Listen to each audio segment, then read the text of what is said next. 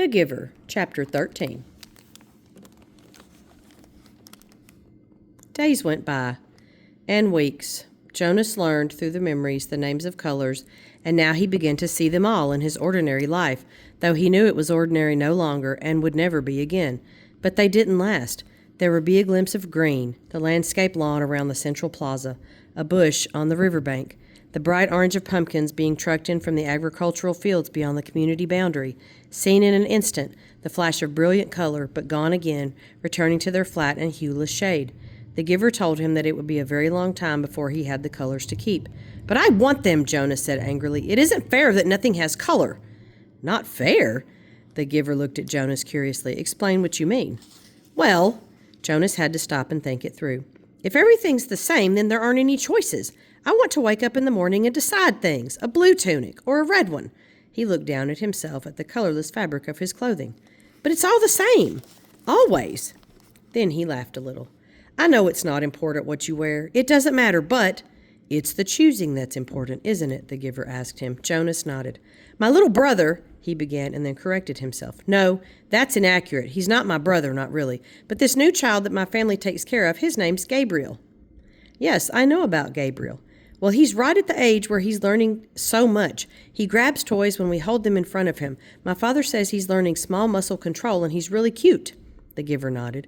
"But now that I can see colors, at least sometimes, I was just thinking, what if we could hold up things that were bright red or bright yellow, and he could choose instead of the sameness? He might make wrong choices." "Oh." Jonas was silent for a minute. "Oh, I see what you mean. It wouldn't matter for a new child's toy." "But later it does matter, doesn't it? We don't dare to let people make choices of their own." "Not safe?" the Giver suggested. "Definitely not safe," Jonas said with certainty. "What if they were allowed to choose their own mate and chose wrong? Or what if," he went on, almost laughing at the absurdity, "they chose their own jobs?" "Frightening, isn't it?" the Giver said. Jonas chuckled. "Very frightening. I can't even imagine it. We really have to protect people from wrong choices." "It's safer." "Yes," Jonas agreed, "much safer." But when the conversation turned to other things, Jonas was left still with a feeling of frustration that he didn't understand. He found that he was often angry now, irrationally angry at his group mates, that they were satisfied with their lives, which had none of the vibrance his own was taking on, and he was angry at himself that he could not change that for them. He tried. Without asking permission from the Giver, because he feared or knew that it would be denied, he tried to give his new awareness to his friends. "Asher," Jonas said one morning, "look at those flowers very carefully." They were standing beside a bed of geraniums planted near the Hall of Open Records. He put his hands on Asher's shoulders and concentrated on the red of the petals, trying to hold it as long as he could, and trying at the same time to transmit the awareness of red to his friend. "What's the matter?" Asher asked uneasily. "Is something wrong?" He moved away from Jonas's hands. It was extremely rude for one citizen to touch another outside of family units. "No, nothing. I thought for a minute that they were wilting and we should let the gardening crew know they needed more watering." Jonas sighed and turned away. One evening he came home from his training, weighted with new knowledge. The Giver had chosen a startling and disturbing memory that day. Under the touch of his hands, Jonas had found himself suddenly in a place that was completely alien, hot and windswept under a vast blue sky. There were tufts of sparse grass, a few bushes and rocks, and nearby he could see an area of thicker vegetation. Broad, low trees outlined against the sky.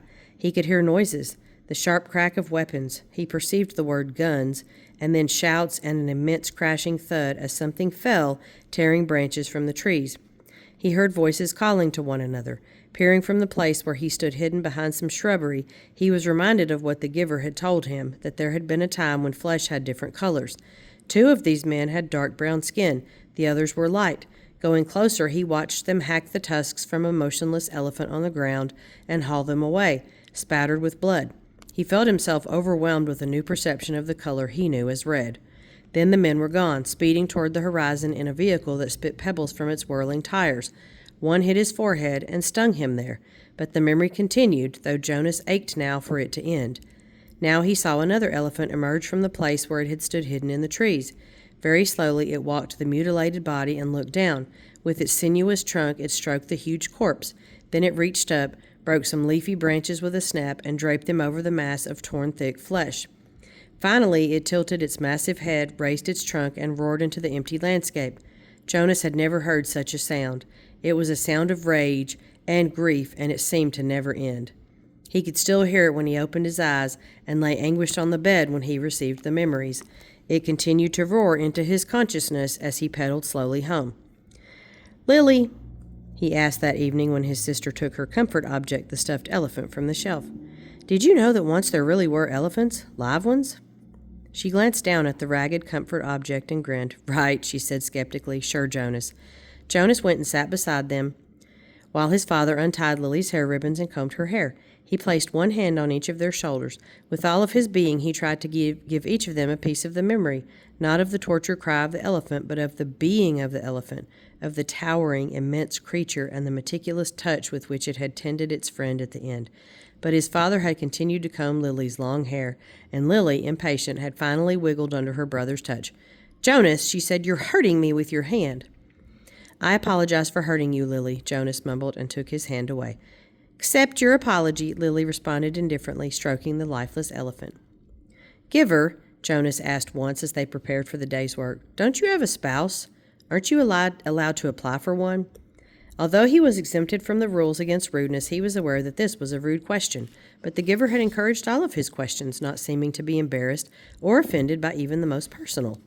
The giver chuckled. "No, there's no rule against it, and I did have a spouse. You're forgetting how old I am, Jonas. My former spouse lives now with the childless adults." Oh, of course, Jonas had forgotten the giver's obvious age. When adults of the community become older, their lives became different. They were no longer needed to create family units. Jonas's own parents, when he and Lily were grown, would go to live with the childless adults. "You'll be able to apply for a spouse, Jonas, if you want to. I'll warn you, though, that it will be difficult. Your living arrangements will have to be different from those of most family units because the books are forbidden to citizens. You and I are the only ones with access to the books." Jonas glanced around at the astonishing array of volumes. From time to time now, he could see their colors. With their hours together, his and the giver's, consumed by conversation and by the transmission of memories, Jonas had not yet opened any of the books, but he read the titles here and there and knew that they contained all of the knowledge of centuries and that one day they would belong to him. "So if I have a spouse and maybe children, I will have to hide the books from them?" The giver nodded. "I wasn't permitted to share the books with my spouse, that's correct. And there are other difficulties, too. You remember the rule that says the new receiver can't talk about his training?" Jonas nodded. Of course he remembered. It had turned out by far to be the most frustrating of the rules he was required to obey. "When you become the official receiver, when we're finished here, you'll be given a whole new set of rules. Those are the rules that I obey. And it won't surprise you that I am forbidden to talk about my work to anyone except the new receiver. That's you, of course. So there will be a whole part of your life which you won't be able to share with the family. It's hard, Jonas. It was hard for me." "You do understand, don't you, that this is my life? The memories?" Jonas nodded again, but he was puzzled. Didn't life consist of the things you did each day? There wasn't anything else, really? "I've seen you taking walks," he said. The giver sighed. "I walk. I eat at mealtime, and when I am called by the committee of elders, I appear before them to give them counsel and advice." "Do you advise them often?" Jonas was a little frightened at the thought that one day he would be the one to advise the ruling body. But the giver said no. "Rarely, only when they are faced with something that they have not experienced before. Then they call upon me to use the memories and advise them, but it very seldom happens. Sometimes I wish they'd ask for my wisdom more often. There are so many things I could tell them, things I wish they would change, but they don't want change. Life here is so orderly, so predictable, so painless. It's what they've chosen." "I don't know why they even need a receiver then, if they never call upon him," Jonas commented. "They need me, and you," the giver said, but didn't explain. "They were reminded of that 10 years ago." "What happened 10 years ago?" Jonas asked. "Oh, I know. You tried to train a successor, and it failed. Why? Why did that remind them?" The giver smiled grimly. "When the new receiver failed, the memories that she had received were released. They didn't come back to me. They went—" He paused and seemed to be struggling with the concept. "I don't know exactly. They went to the place where memories once existed before receivers were created, someplace out there." He gestured vaguely with his arm. "And then the people had access to them.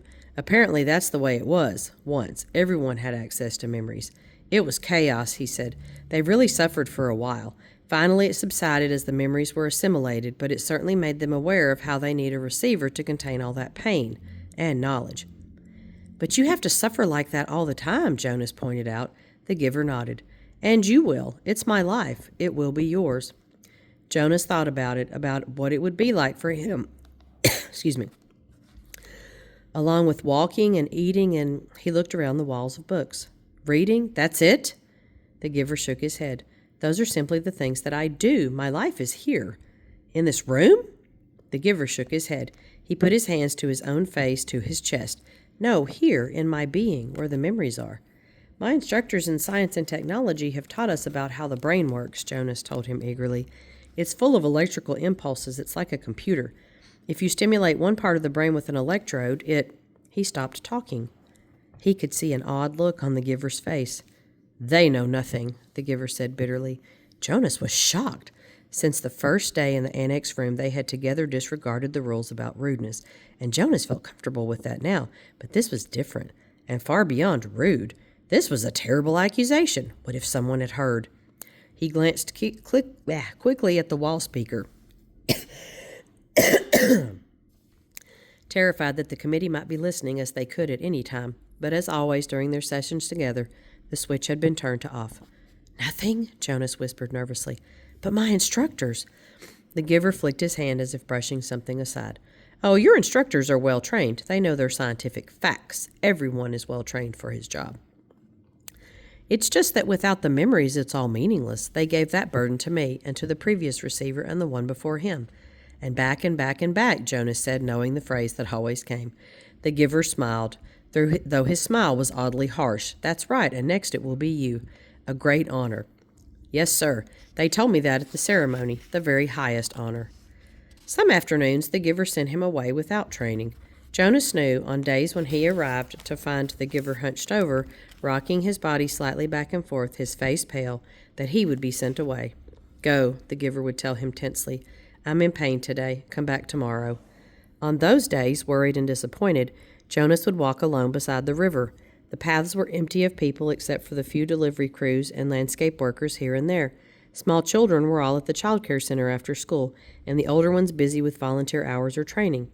By himself, he tested his own developing memory. He watched the landscape for glimpses of the green that he knew was embedded in the shrubbery.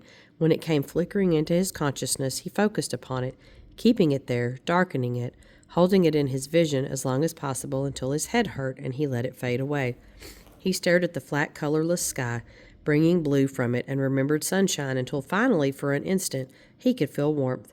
He stood at the foot of the bridge that spanned the river, the bridge that citizens were allowed to cross only on official business. Jonas had crossed it on school trips, visiting the outlying communities, and he knew that the land beyond the bridge was much the same, flat and well-ordered with fields for agriculture. The other communities he had seen on visits were essentially the same as his own. The only differences were slightly altered styles of dwellings, slightly different schedules in the schools. He wondered what lay in the far distance where he had never gone. The land didn't end beyond those nearby communities. Were there hills elsewhere? Were there vast, wind-torn areas like the place he had seen in memory, the place where the elephant died? Giver, he asked one afternoon, following a day when he had been sent away, what causes you pain? When the giver was silent, Jonas continued, the chief elder told me at the beginning that the receiving of memory causes terrible pain, and you described for me that the failure of the last new receiver released painful memories to the community. But I haven't suffered, Giver. Not really, Jonas smiled. Oh, I remember the sunburn you gave me on the very first day, but that wasn't so terrible. What is it that makes you suffer so much? If you gave some of it to me, maybe your pain would be less. The giver nodded. Lie down, he said. It's time, I suppose. I can't shield you forever. You'll have to take it all on eventually. Let me think, he went on, when Jonas was on the bed, waiting, a little fearful. All right, the giver said after a moment. I've decided. We'll start with something familiar. Let's go once again to a hill and a sled. He placed his hands on Jonas's back.